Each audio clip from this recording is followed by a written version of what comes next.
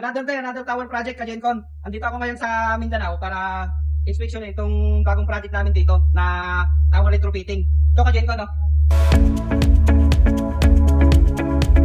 Yun ka Gencon, yung ano namin dito, magiging project namin ngayon. Share ko lang ka Gencon yung procedure na ginawa namin bago mag-implement ng tower retrofitting. Sa tower retrofitting kasi, hindi naman yan basta-basta na i-retrofit mo na agad-agad na wala kang data at wala kang mga plano. Kaya naman ipapa-retrofit ng kliyente namin yung tower na yan dahil maglalagay sila ng panibagong antena. Yung antena na yon ay digital at analog. Yung antena naman na yon yung pagbabasihan namin ng tower retrofitting namin. First step na ginawa namin, hiningi namin yung data ng antena na ilalagay nila dyan sa tore na yan. Kung gaano kabigat, gaano kalaki, paano ang mounting niya, saan nakaharap, saan ilalagay. Yun ngayon yung magiging basis namin sa tower retrofitting. So sunod na ginawa namin, kinuhanan naman namin ngayon ng complete data itong tower na ito. Mula doon sa taas hanggang sa baba. So una ginawa namin, chinik namin isa-isa yung lahat ng parts ng buong tower na yan. Tapos sinukat din namin lahat ng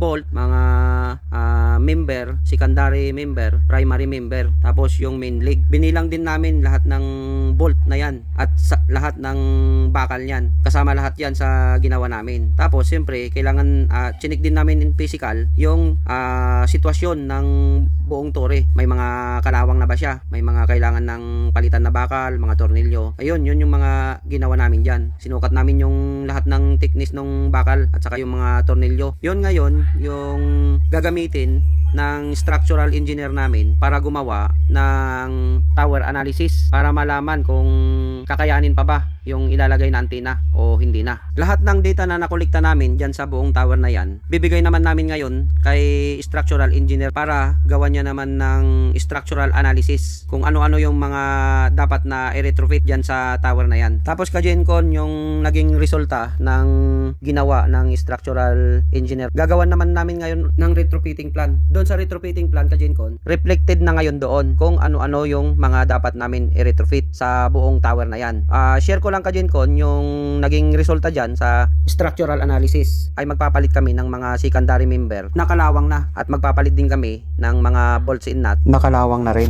Tapos ka Gencon, mayroon kaming i-retrofit doon sa tatlong main leg. Mayroon kasi doon na kita na bagsak na. So ang procedure ng retrofitting namin doon ka Gencon, hindi siya papalitan, kundi ang gagawin namin, papatibayin. Dadagdagan namin ng bakal yon. Maglalagay kami ngayon ng bakal doon sa leg na yon. Yun yung magiging procedure ka Gencon ng retrofitting project namin dyan. Dahil nga itong tore na ito ka Gencon ay may mga existing antena na gumagana na rin. So hindi ito basta-basta na pag-retrofit. Hindi ka rin pwede dito ka Gencon na mag-welding. So ang gagawin namin dyan, puro bolted lahat ng ano namin, tower retrofitting procedure. Wala kaming we-weldingin dyan ka Gencon. Yung mga ikakabit namin na mga bakal, fabricated na sa baba bago namin i-akya, tapos i-bolt na lang namin dyan sa tore na yan. Unlike ka Gencon, kapag bago pa yung tore or magtatayo ka ng tore, ayun, pwede lahat yon. Pwede welding, pwede bolt kasi wala pa namang power na nakalagay dyan. After namin na ma-retrofit ka Gencon, yung buong tower na yan, papalitan din namin ng pintura. Ang procedure naman sa repainting ka Gencon, tatanggalin muna namin yung existing painting bago namin lagyan ng bagong pintura. Update namin kayo ka Gencon kapag nag-start na kami dito. Thank you.